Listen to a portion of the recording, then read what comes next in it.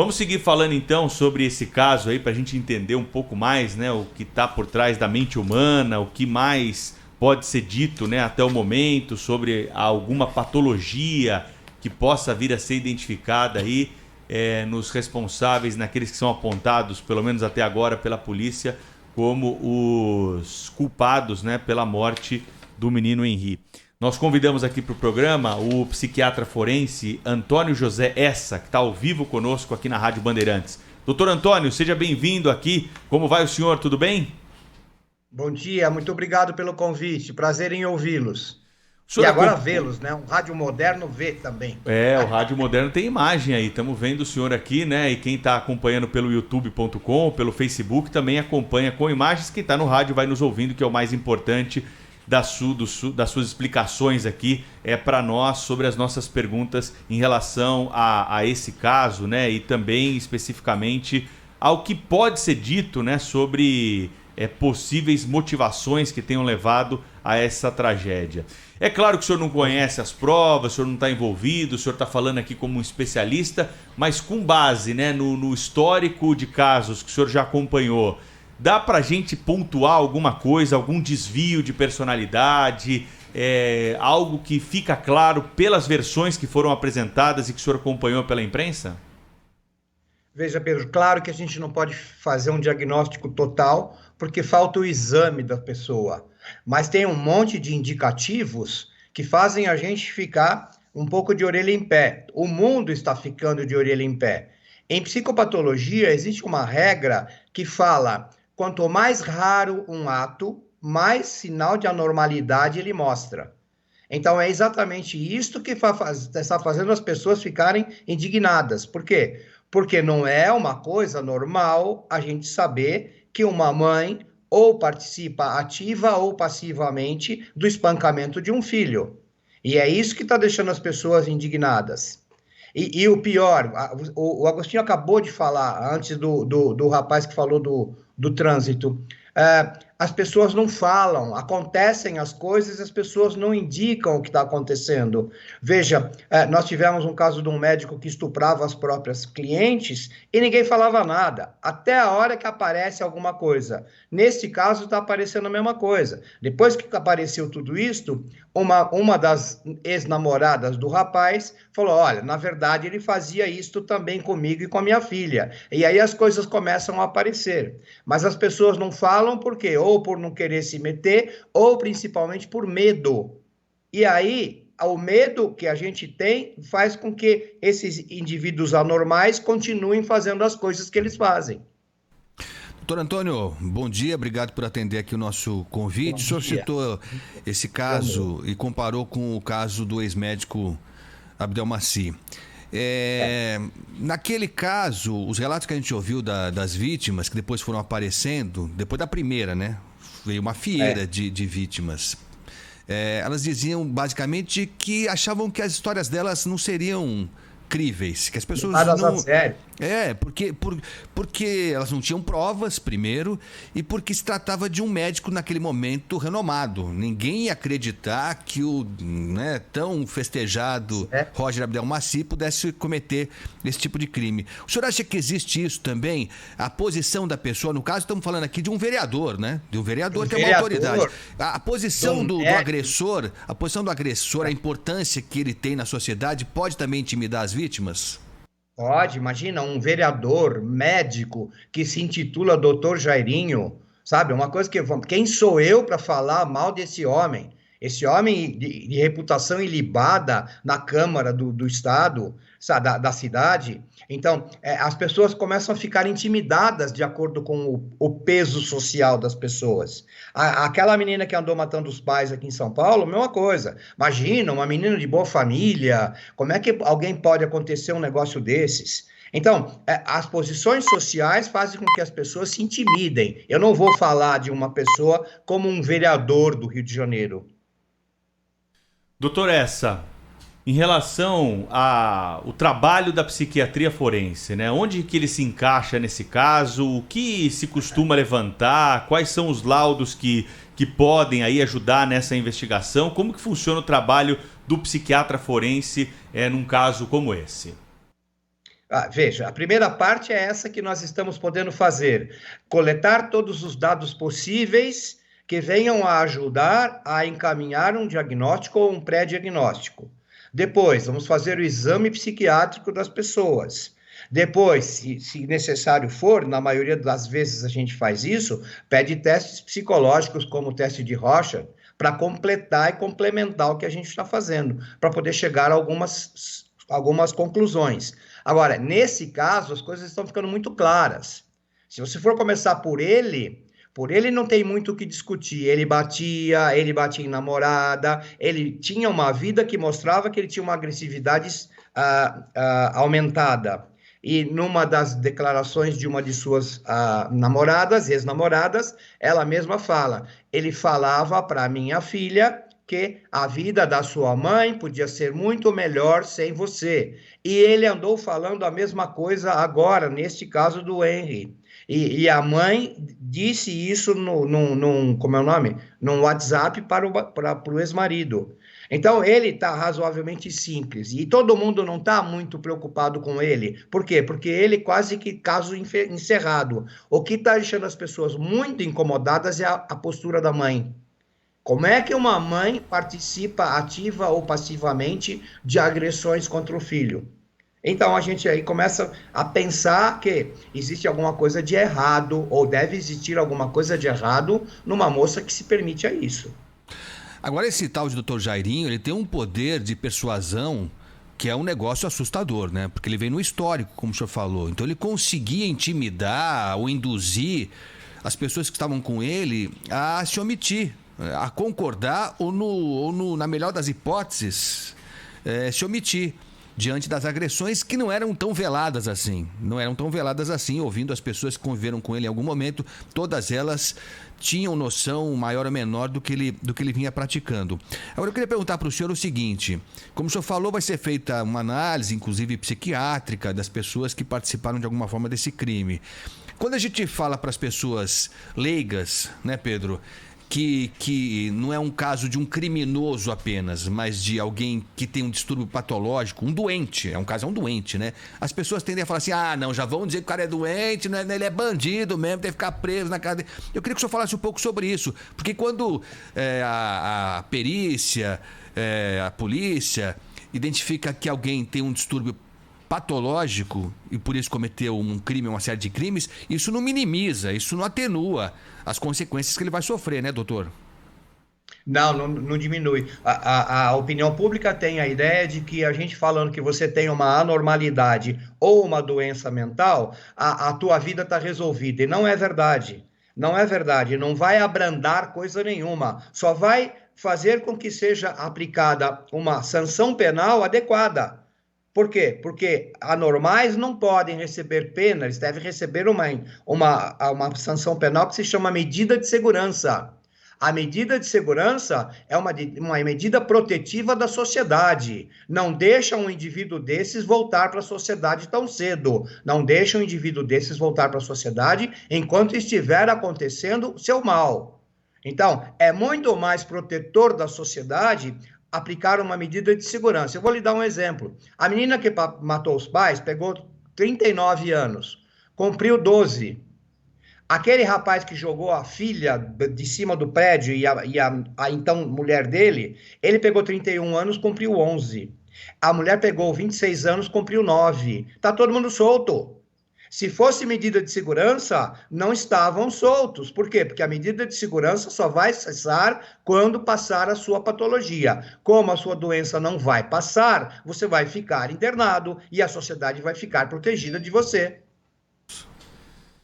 Doutor Essa, parece que tem uma pergunta aqui que deve estar na cabeça de muita gente que ouviu esse caso, né? Com os elementos que foram trazidos aí pela reportagem do Rio de Janeiro ao longo da investigação. O sujeito padrasto que é acusado aí pela morte do menino, espancamento, questões aí que estão sendo investigadas, e aí vem aquele histórico que nós conversávamos aqui no outro momento da entrevista. Ex-namoradas, ex-enteadas aí desse sujeito que começaram a relatar. Existe alguma patologia, existe alguma doença em que o sujeito ele tem fetiche por ver o sofrimento de criança, algo que possa levar para esse sentido, que já foi sacramentado pela psiquiatria forense? A gente vai poder dizer que um indivíduo desses, não é o caso porque eu não o examinei, mas um indivíduo desses está mostrando muito provavelmente que tem uma personalidade anormal, sem sentimentos, que age desta forma contra seres absolutamente indefesos. E não é a primeira vez, já é a segunda ou terceira, ou sei lá, ou vamos saber qual vez. De qualquer forma, isso é uma anormalidade de personalidade. Isto parece ser uma anormalidade de personalidade, que se revela dessa forma nele porque ele tem uma impulsividade maior. Mas a mamãe do menino não fica atrás. Também saber que alguém está agredindo meu filho, me omitir, até porque depois que eu comecei, e vocês sabem disso porque é material de mídia, depois que eu comecei a namorar com ele, eu saí de uma situação de professora de uma escolinha que eu ganhava R$ 4.400 e passei a ser assessora de um ministro ou de um tribunal qualquer, no qual eu passei a ganhar R$ 12.000. Então, os interesses começam a se mostrar. É muito interessante lembrar que essas personalidades frias fazem coisas, por exemplo, como a gente viu, a menina que matou os pais, quando sentou na frente do delegado a primeira vez, a primeira pergunta que ela faz para o delegado é: quando eu vou poder vender a casa? E isto não é normal. Da mesma maneira, essa moça que está sendo acusada de ter participado, pelo menos passivamente, da morte do próprio filho, senta na delegacia e tira uma selfie sorrindo. O que é isso? E no dia seguinte do enterro do filho, ela marca cabeleireiro e vai lá fazer pé, mão, unha, cabelo e tudo mais. Será que é exatamente esse tipo de coisa que a gente espera de uma mãe que soube que o filho foi agredido até a morte? Isso é frieza de personalidade, gente. Nós estamos conversando aqui no Jornal Gente com o psiquiatra forense, Dr. Antônio Essa. Tá no UOL, viu, Agostinho? Tá na capa do UOL a entrevista aí, quem tá navegando pela internet, maior portal de notícias, né, da internet brasileira, o UOL, está reproduzindo na sua capa também a entrevista aqui para a Rádio Bandeirantes do Dr. Antônio José Essa. Doutor, lógico que a gente está falando em tese, o senhor já repetiu várias vezes, mas é importante deixar claro, né? O senhor não está no caso, o senhor não acompanhou, né? Não ouviu claro. Os envolvidos, enfim, estamos falando em tese. Mas nesse caso, o doutor Jairinho, ele dá para dizer que ele tinha surtos, porque aparentemente ele tinha consciência do que ele estava fazendo, tanto que ele alertava o menino, pelo que parece, para que ele não falasse para ninguém. Então ele tinha aparentemente um nível de consciência do que ele estava fazendo. E fazia inclusive de forma recorrente, programada aparentemente. Eu queria saber do senhor isso, o nível de consciência dele, porque chama a atenção, por exemplo, no caso do Dr. Jairinho, ele é médico. Então, em tese, a formação dele seria suficiente para ele saber que a versão que eles deram que o menino caiu não se sustentaria muito, né? Pelo nível de dano causado no organismo da criança. No caso do Alexandre Nardoni, ele era formado em Direito. Então ele tinha uma formação que permitiria que ele soubesse o que ele estava fazendo e que consequências ele teria, como também o doutor Jairinho no caso da medicina. Que nível de consciência essa gente tem do que ela está fazendo? Veja, uma coisa que as pessoas comuns pensam é: mas ele é louco, então ele tinha que babar. Não é assim que as coisas acontecem. Se eu for doente mental, eu tenho um nível de consciência baixo, mas eu posso não ser doente mental, eu posso ser anormal, eu posso ter uma anormalidade de personalidade, e aí meu nível de consciência vai ser absolutamente normal. E aí se fala: mas sendo médico, ele não percebe? Pois é, tem uma coisa que se fala a respeito das pessoas, e você sabe muito bem que a gente encontra isso todo dia na rua.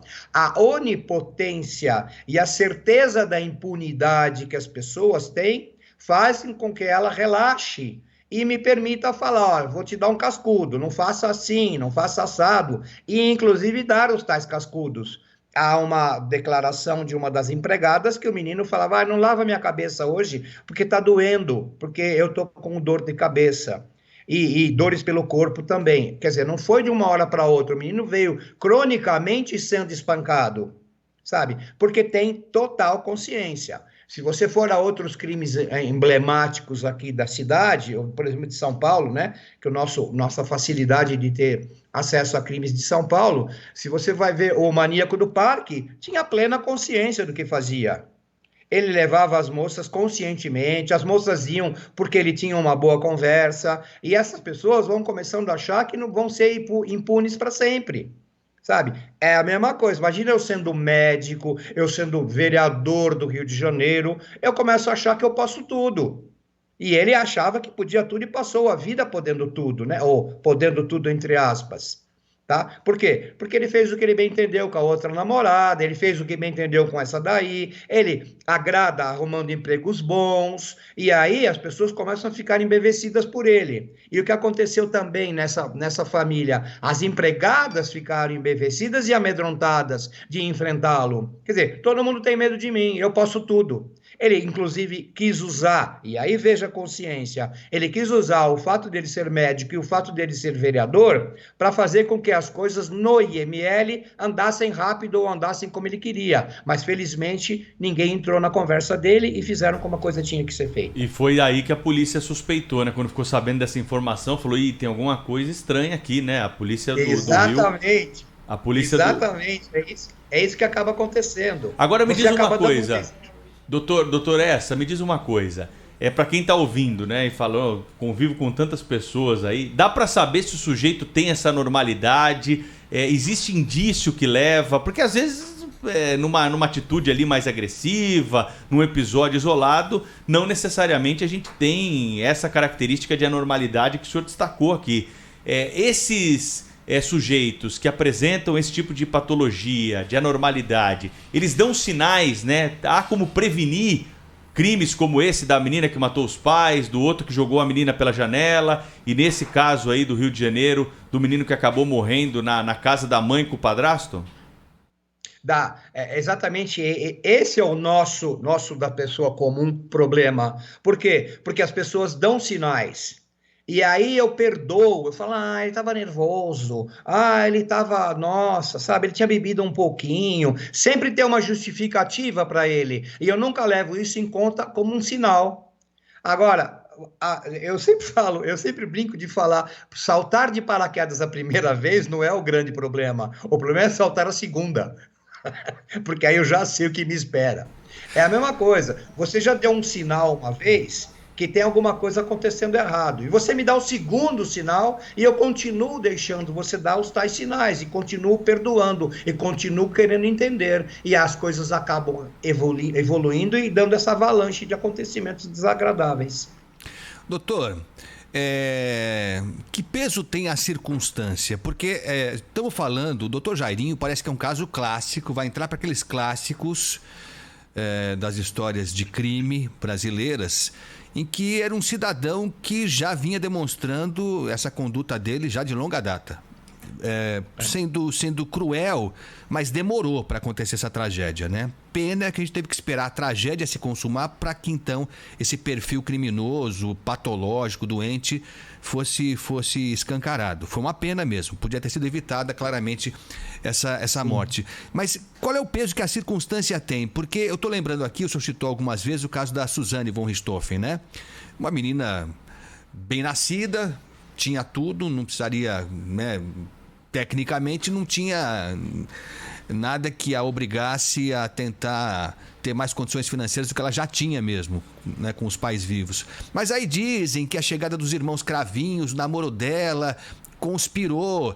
Então eram dois jovens que esses sim tinham condições financeiras piores e talvez teriam induzido. Enfim, houve uma combinação diabólica ali que fez com que essa moça permitisse que eles entrassem na casa e matassem os pais. Eu queria saber em que momento essa mente doentia que está guardadinha ali, ela aflora. Se a circunstância de momento pode conspirar para que a tragédia aconteça. Eu acho que de vez em quando a circunstância de momento vai conspirar para que a tragédia aconteça. Mas deixa eu falar o meu pensamento, tá? Em relação a Suzane, então falar, os meninos entraram na vida dela e deturparam a vida dela. Não, Eu não acho assim. Eu acho que é ela que deturpou a vida dos meninos. Porque ela era poderosa. Ela era a que podia tudo. E ela estava descontente porque os pais não estavam querendo o namoro dela. Então, ela, como tinha uma personalidade muito fria, levou os dois a pensarem como ela, tá? Então, eu acho que é esse tipo de coisa que acaba acontecendo. Nesse caso do menino Henry, o que acaba acontecendo? Eu acho que a situação na qual a mãe conseguiu ficar por se unir com ele começou a ficar muito cômoda para ela. E se acontecia alguma coisa, mas o menino ainda estava vivo, ela estava quieta. E o detalhe, eu acho que ela queria que as coisas andassem do jeito que andaram. Quer que eu te dê um exemplo? O menino chorava cada vez que ia voltar para casa dela. E o pai falava, por que ele está querendo chorar tanto? E ela falava, ah, não, isso é uma choradeira toda vez. E ninguém se preocupou em falar, deixa esse menino com o pai.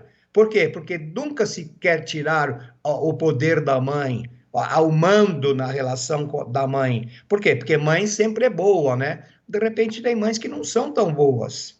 De repente tem mães que estão mais interessadas em outros valores. O valor de fazer cabelo do dia seguinte que o filho foi enterrado e coisas do gênero. Então, é o que está indignando muito é a mãe, porque o doutor está mais ou menos resolvido. Ele é aquilo lá e, infelizmente, teve que acontecer isso para a gente conseguir acordar em relação a esse tipo de caso, como foi com o doutor Roger Abdelmaci, ou do ex-doutor Roger Abdelmaci, que precisou acontecer uma tragédia para aparecerem todas as outras coisas que ele andava fazendo. Agora, o que está incomodando nesse caso é essa mãe.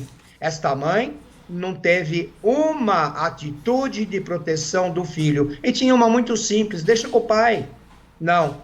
Ela deixou consigo, ela ficou com o menino, o maridinho, atual marido, namoro de 3 meses, gente. Que isso, não tinha relação nenhuma firme e afetiva, intensa, para falar, não, ele vai poder fazer o que bem entender com meu filho, porque é como se fosse filho dele. Não é. 3 meses de relação não é. Só que arrumando um emprego gostoso, aí passou a ser, né? É o que eu acho, mais ou menos. Doutor Essa, o inocente, quando acusado, tem uma reação muito forte, né? A gente já acompanhou casos assim também, de indignação, né, em relação àquilo que está sendo acusado contra ele. Esse casal não aparentou nenhuma dessa relação, né? Nada, absolutamente frios. Eu estava vendo na reportagem hoje aí na UOL mesmo, né? Que agora a mamãe chorou na cadeia. Vai lá, tá escrito no rodapé nosso. Mãe do menino chora na primeira noite de cadeia. Tem que dar uma choradinha, né? Porque tá todo mundo olhando. Mas agora não adianta chorar, mamãe. Sabe por quê? Porque tinha que ter chorado, gritado, esperneado desde o começo. Eu não fiz nada, imagina. E o que eles fazem? Sai de mão dada. Quer dizer, ela concorde com o doutor. Ela sai de mão dada, séria, quieta, e como se vê também nas reportagens, ela tira um selfie dando risada. Quer dizer, isto é sinal que tem alguma coisa errada. Isto é sinal que alguma coisa não está andando bem. Por quê? Porque, como você falou, me acusarem injustamente, eu vou espernear. Doutor, falando de reação também, e para encerrar da minha parte pelo menos, agradecendo demais sua presença aqui, falando de reações, no caso do Alexandre Nardoni e da Ana Carolina Jatobá, que foram presos, condenados pela morte da Isabela Nardoni, nesse caso, surpreendentemente até, nenhum deles confessou. Se imagina que num caso como esse, depois de passar um tempo em cana, eles acabem confessando. E não raramente um acusa o outro, né? Foi assim no caso da Suzane von Richthofen. Começou a virar um salseiro, era a culpa de um, do outro e tal, não sei o quê. E aí se fica sabendo mais ou menos... Ela disse que matou por amor e nunca mais falou com o rapaz. Que é esse. Agora, no caso do Alexandre Nardoni e da Ana Carolina Jatobá, não, né? Isso indica o quê? Para mim, uma personalidade anormal. Uma personalidade anormal sem sentimentos. Eu gosto muito de dar o exemplo É que todo mundo briga, nossa, a Suzane saiu no Dia das Mães, a Suzane saiu no Dia das Mães. Ninguém se dá conta que a Ana Jatobá saiu no Dia das Crianças, gente. Quer dizer, parece que estão tirando sarro da opinião pública.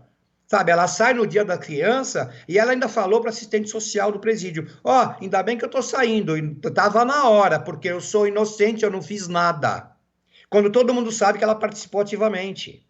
Sabe? Isto é frieza de personalidade. Isto tem que tomar cuidado com esse tipo de gente. É nesta briga que a gente entra. Não pode deixar esses indivíduos soltos. E sabe o que acontece? Está todo mundo solto. Por quê? Porque a opinião pública quer 39 anos de cadeia para Suzane. Ah, bem feito, estamos vingados. A gente não tem que fazer vingança, a gente tem que fazer justiça. E a justiça é colocar essa gente em medida de segurança para que a sociedade esteja protegida.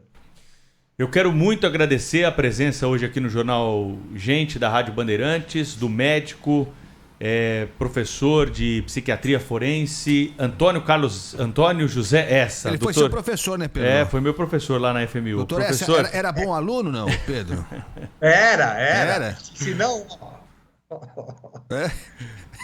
Esse sorrisinho no final, não sei se... Não, o Pedro é um bom menino. Ele não ia me entregar no ar aqui. Não ia, jamais. Professor... Passou, né? Passou, então tá bom. Obrigado pela entrevista aqui, viu? Foi muito bom conversar com o senhor aí. Obrigado a vocês pelo convite. Um abraço. Obrigadão. Um abraço e obrigado. Valeu. 8 horas e 51 minutos.